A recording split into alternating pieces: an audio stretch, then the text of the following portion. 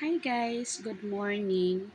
Today po is naisipan ko na mag-exercise kasi po mataba na po ako.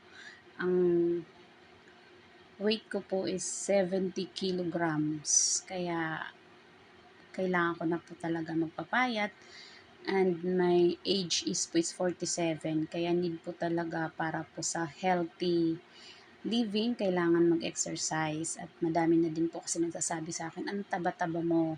Kaya po, this is my day 1, itry ko lang po kung papayat ako.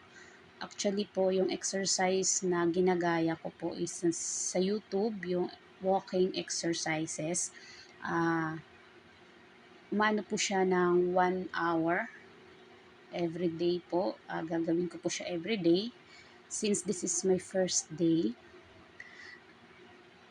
medyo hindi pa maayos yung aking uh, pag-exercise, pero kahit ganun lang po yan, sobrang daming pawis po lumabas po dyan.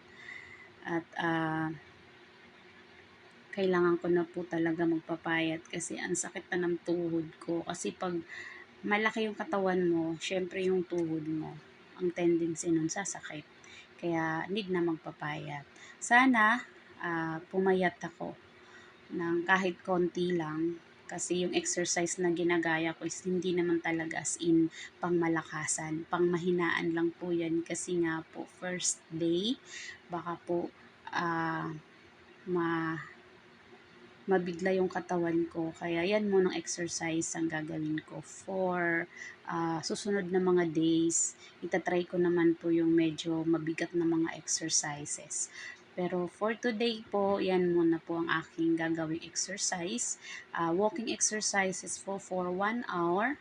Then, syempre po, para naman po maging effective siya, kailangan ko din naman na bawasan ko din po yung pagkain ko. Then after po ng walking exercises ko, sasamahan ko naman po siya ng sit-ups, for 50 sit-ups po yan. Para naman medyo lumit yung tiyan ko kasi ang laki na ng tiyan ko. Yan lamang guys, sana po is my wish po, my goal po is pumayat po ako.